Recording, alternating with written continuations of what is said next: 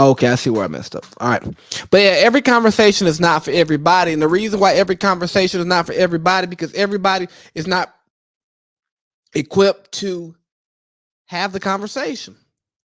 So when it comes to music, when it comes to movies, hey man, some of this stuff isn't for kids. So stop trying to make my stuff for kids. And just like certain stuff ain't for kids, certain conversations ain't for people who don't meet a certain, I don't know, IQ. Everybody just can't take a quantum physics book and open it and start reading and understanding it. It's so easy in academia to delineate what's for the masses and what's for the few, right? We can do that so easily because people can just tangibly say, I don't know what the hell he's talking about there. I don't have that. No, I don't know. Easy day.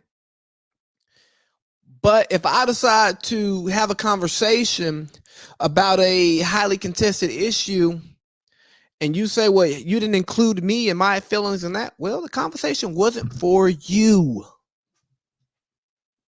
How entitled are you to think that you deserve to be in every conversation? How entitled are you to think that I'm supposed to include your child into this conversation?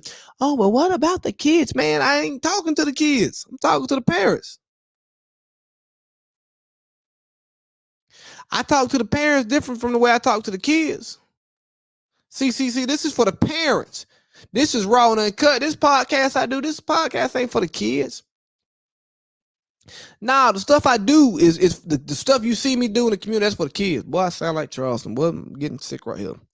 You go to Cartersville, Georgia. Let me flex a little. Let me talk my noise. You go to Cartersville, Georgia. You talk to Circle of Advancement. You speak specifically to them. You talk to them, and you ask them where we started, what it came from, and who it was for. And I promise you, if they tell you it ain't for the kids, they gonna lie. Cause it's all about the kids. Don't help me, help the kids. But I say that to say every conversation is not for everybody. And there's nothing wrong with having a select group of people that you want to talk to, but making sure that when you have those conversations, you make it be very known who your audience is.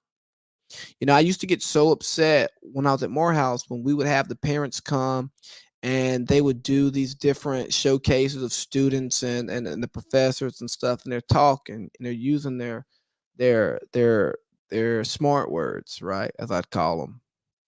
And I go, man, you're using all these academic words, and everybody here is not an academic. And one thing about Thurgood Marshall, deceased Justice Thurgood Marshall, he was well known for his ability to be able to fit in any environment that he was in. And part of that is knowing the language to use with the people that you're around. Why the hell would you go to a place with your friends playing cards, drinking, talking noise, scratching your nuts, and you're using your words from the Supreme Court? They don't want to hear that. They don't even speak that language. I'm willing to bet some of them couldn't speak that language if they tried to, because that's not where they are in life. We got to learn to meet people where they are instead of trying to make everybody meet us where they are. And if somebody can't meet you where they are, or where you, if you can't meet them where they are, they can't meet you where you are, then you know what? Maybe y'all shouldn't meet. Maybe y'all shouldn't meet. You know what? I haven't met Halle Berry, and I haven't lost a hour, a second of sleep because of it. I ain't met Megan Good, and I promise you I'm good. I ain't met J Lo either. But guess what?